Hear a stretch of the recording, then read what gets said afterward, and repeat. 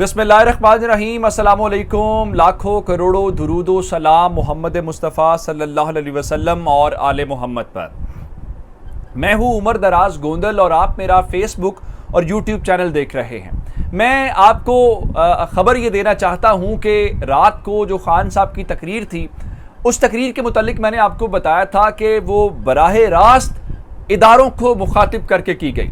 बहुत सारे लोगों ने कहा, जिस तरह मैंने आपको उसके अंदर अपने दोस्तों की जो साफ़ी दोस्त वहाँ पे मौजूद थे, उन सबका ख्याल ये था कि ये इस्टेब्लिशमेंट मुखातिब है। लेकिन खान साहब ने उस तकरीर के दौरान ये भी कहा कि ये नून लीग वाले चाहते ये हैं कि हम अपने इदारों से लड़ जाएं, हम अपनी फ़ौज के ख़िलाफ़ खड़े हो जाएं, अपनी अदलिया के ख़िलाफ़ खड़े हो जाएं, लेकिन हम ऐसा नहीं करेंगे। उसकी वजह यह है कि हम इदारों के ख़िलाफ़ नहीं हैं, हम सिर्फ़ एक बात कर रहे हैं कि वो लोग जिनके ऊपर इल्ज़ामात हैं मनी लॉन्ड्रिंग के, करप्शन के, आप उनको मसनद इक़्तिदार पे बिठाने से आपको रोकना चाहिए था और आपको इसका जवाब देना। उसकी वजह क्या है कि अगर वो इक़्तिदार पे बैठ गए तो ये आपके लिए भी मसला है, ये सिर्फ इमरान खान का मसला नहीं है। और ये सारी बातें खान साहब ने की।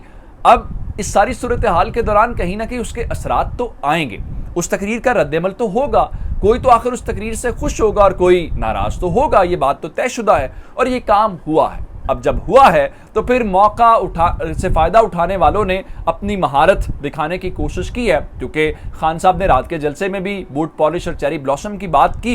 तो इस तकरीर के बाद नून लीग ने एक बड़ा जुआ खेला है। अब बड़ा जुआ किस हवाले से?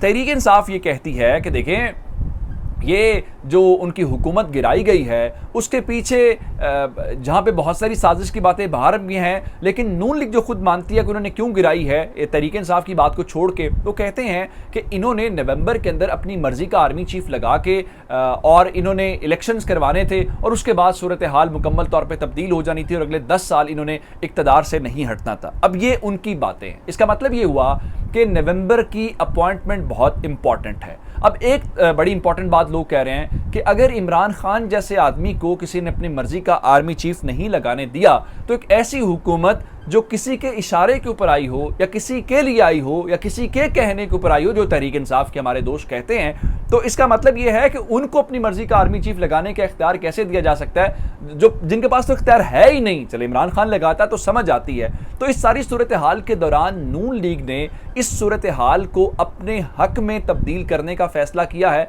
और इमरान खान की ग्राउंड, क्योंकि इस वक्त एक कॉमन एजेंडा है और वो कॉमन एजेंडा ये है, सबका इंटरेस्ट ये है कि इमरान खान को इक़्तिदार से दूर रखा जाए या इमरान खान को इक़्तिदार से बाहर रखा जाए, यानी माइनस इमरान किया जाए। अब माइनस इमरान करने के लिए कुछ भी करने के हवाले से किया जाए। अब आपको याद हो तो जब इमरान खान के होते हुए जनरल बाजवा को एक्सटेंशन मिली थी तो बाद में शायद इसमें नून लीग ने वोट दिया था उस कानून साजी के हवाले से, लेकिन शायद खाकान अब्बासी ने बाद में कहा ये हमारी गलती थी, हमें नहीं करना चाहिए था। अब अयाज अमीर साहब, जिनको कल परसों तशद्दुद का निशाना बनाया गया, उन्होंने खान साहब की मौजूदगी में कहा कि खान साहब बाकी बातें तो ठीक है, लेकिन ये आपको एक्सटेंशन का शौक कहां से चढ़ गया था? फिर खान साहब ने एक्सटेंशन का नाम तो नहीं लिया, लेकिन उस सवाल का जवाब दिया और कहा मुझसे बहुत सारी गलतियां हुई हैं, मैंने उन गलतियों से सीखा है और उम्मीद है कि मैं गलतियां नहीं करूंगा। जिसका मतलब यह है कि तहरीक इंसाफ भी कह रही है कि हमसे भी शायद वो एक्सटेंशन वाला मामला ठीक तरह से हैंडल नहीं हुआ। अब नून लीग फिर क्या कर रही है? अब इसका मतलब यह है कि अगर आप ये कहते हैं, जिस तरह मैंने आपको कहा कि अगर उनको आर्मी चीफ मर्जी का अपॉइंट करने का नहीं मिला तो इनको भी नहीं मिला होगा।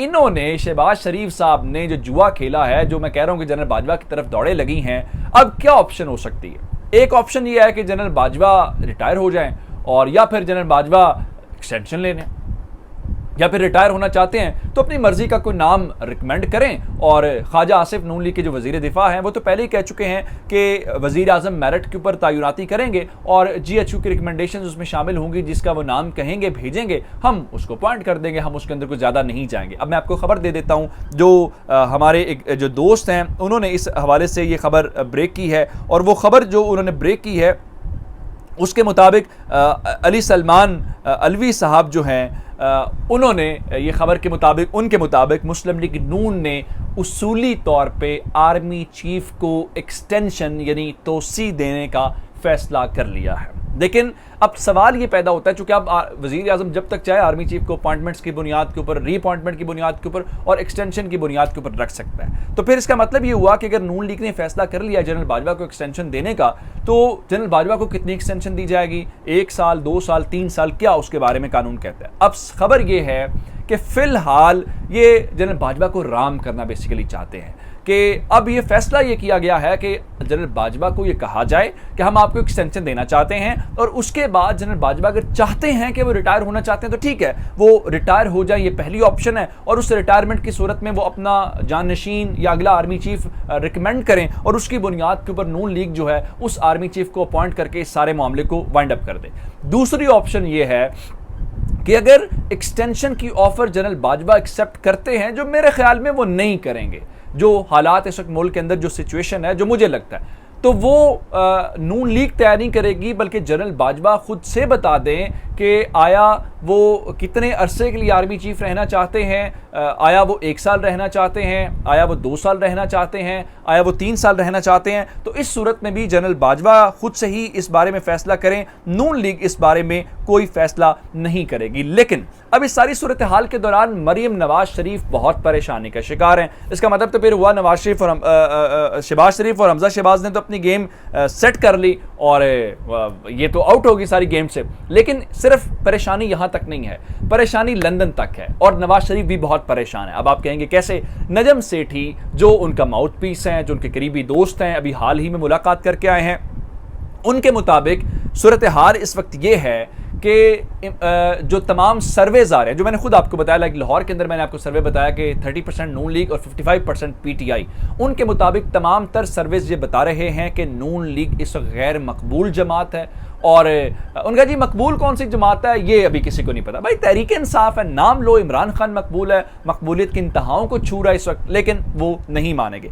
इस सारी सूरत हाल के दौरान अब उनको खदशा ये है कि किसी भी लम्हे के अंदर अगर इलेक्शंस हो गए तो उस इलेक्शन के अंदर नून लीग का तो सफाया हो जाएगा, जो आपको 17 तारीख को नजर आ जाएगा, और इमरान खान काबू में नहीं आएगा, तो इसलिए हम तो मारे जाएंगे। अब मरियम बीबी रात को लाहौर के अंदर एक कॉर्नर मीटिंग से खिताब कर रही थी। कॉर्नर मीटिंग क्या थी? एक छोटी सी रैली शैली थी, आप समझे कि नज़ीर चौहान के हल्के में, ये वही नज़ीर चौहान है जो यहाँ से अपना वो कर करा के तहरीक इंसाफ से मफरूर या फरार होने वाली शख्सियत है।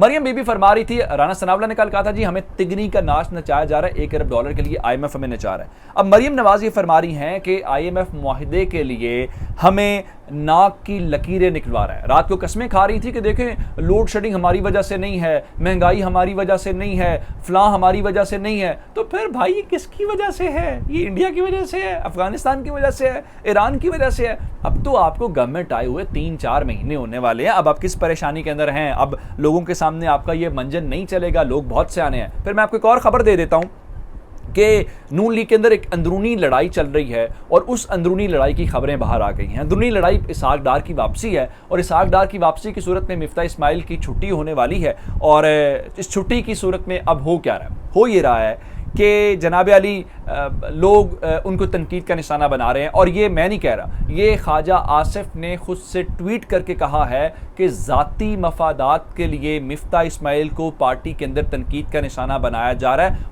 मुफ्ता इस्माइल क्या करे कि आपसे फैसले नहीं हो रहे, लोग आपको एक्सेप्ट नहीं कर रहे, वो लोग हल्कों में जा रहे हैं तो उनको तो आगे से एक तरह से चपेड़े पड़ रही हैं आवाम से, तो वो अब मिफ्ता इस्माइल के ऊपर गुस्सा निकालते हैं कि तुम पेट्रोल महंगा करते हो, डीजल महंगा करते हो। तो इस सूरत में अब इनके अंदर एक टसल चल रही है और वो है वजारत खजाना की, जो इस बात की गुमाजी है, अगर आप बाकी सारी बातों को छोड़ दें, कि हुकूमत नहीं चल रही, मईशत नहीं चल रही। अगर चल रही हो तो आपको वजीर खजाना तब्दील करने की जरूरत क्या है? आपको इस हकदार को बुलाने की क्या जरूरत है? आपको नया बंदा लाने की? फिर तो ये पॉलिसीज का तसलसल होना चाहिए। यही आपके लिए काफी है कि ये कंपनी चलती हुई नजर नहीं आ रही। अपना बहुत सारा ख्याल रखिएगा। खुदा हाफिज।